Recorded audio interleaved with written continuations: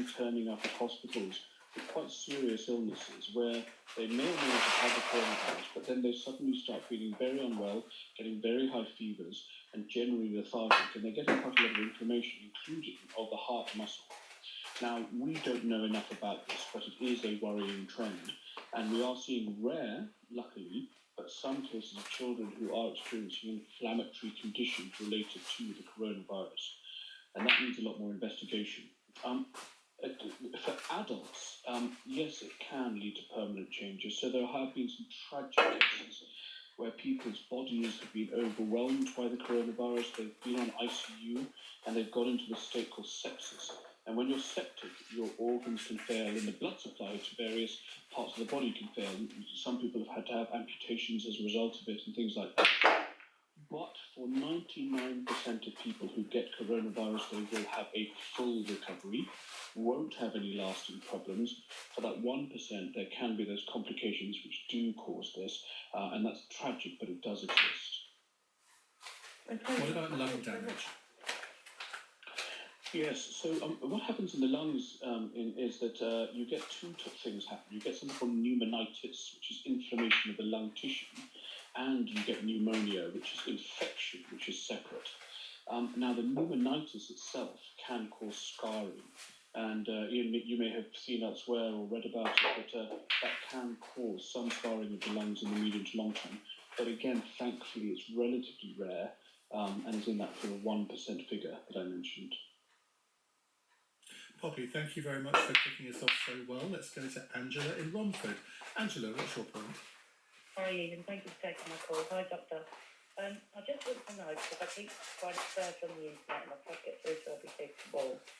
If I am, which I am, a TB carrier, I'm immune from TB. I didn't need my TB at school, so I can catch it and give it, so to speak. I just want to know, is it possible that coronavirus, I would be the same with that? So you wouldn't be the same with it. So just explain to me a little bit more and to the other listeners. When you say a TB carrier, you have had tuberculosis in the past. No. Is that right? No. What they told me was I didn't need my BCG, so I can pick up TB and I can give TB. This is how it was explained to me when I was younger, but I can't actually develop the symptoms. So I'm immune to TB. Yes, so essentially what that does mean, and it may not be explained, is that probably you were infected with TB at some stage in the past, and your body has reacted differently to most other people's, meaning you can still be infectious to it. Even though I didn't need my injection at school?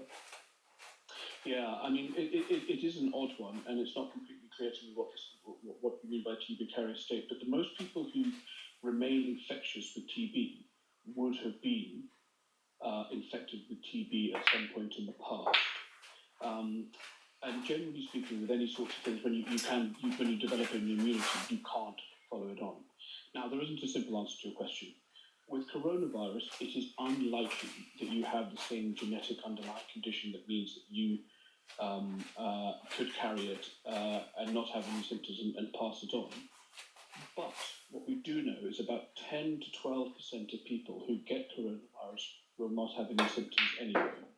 So there'll be lots of people out there, roughly 1 in 10 people out there, who will get coronavirus, experience either very mild or no symptoms, and not know that they are infected. And it's possible that you could be one of those, but I don't think that'll be related to the underlying TB thing that you have there. Okay, Angela, thank you. Just on immunity, it seems to me that the situation on immunity has changed quite markedly since the early weeks of this, where people seem to think that you would be immune to it. If you'd had it, you wouldn't be able to get it again. Are we so sure about that now? Well, it depends who you listen to, and this is a funny one. I'm going to say something a bit controversial, but I wouldn't listen to everything that the World Health Organization says. So there's been a couple of people who've come out from the WHO and said you're not guaranteed to have immunity. That may be the case, but the more likely case is that you are immune. This is how viruses work, and I'll just give you a brief medical explanation. The virus gets into your body, your antibodies activate, they fight the virus, they kill it. Some of those antibodies are then stored as memory cells, and they're stored for the rest of your life. so that if you get the infection again, they will activate very, very rapidly within a matter of minutes, and they will kill off the virus, meaning that you can't get it again and you can't infect other people. Now, that's what happens for the vast majority of viruses. There is no clear reason for that not to be the case with coronavirus. And so the likelihood is that once you've had it, you are immune. There's a caveat. The caveat is that there are some studies which have shown there may be up to 30 mutations of the coronavirus floating around. And there is going to be a challenge for people who are developing vaccines to make sure that covers all of those mutations. But again, that's still being studied. It hasn't been established. But if you want the simple answer to the question, it is likely that if you've had it, you are immune from it, but not completely certain. But if you have flu one year, you're not immune to getting it the next year, are you? No, that's exactly right, and that's to do with the seasonal variations and as it mutates. So flu does change, and it's usually from the H1 sort of family, and as it changes, you need to get a new vaccination. And so that's the challenge that we've got with coronavirus.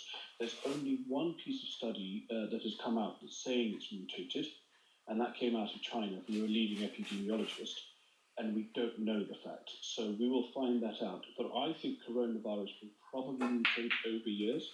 And if it's around for 2, 3, up to 5 years, we may need a different vaccination every year for it. Okay, let's move on to Joseph in Southall. Hello, Joseph.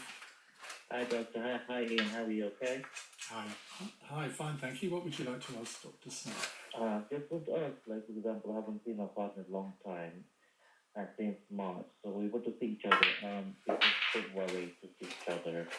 People think we have to keep the long distance, so it doesn't have any flu or anything like that. I don't have anything.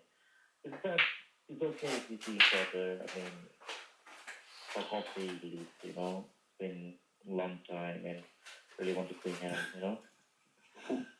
Yeah, I know. I can understand. I mean, there are hundreds of people who are feeling like you. My point is that you need to follow the rules as set out by the government for a lockdown. And there are certain conditions which are allowed, in which you are allowed to see other people, but those have to be extenuating circumstances. And unless you have a valid reason to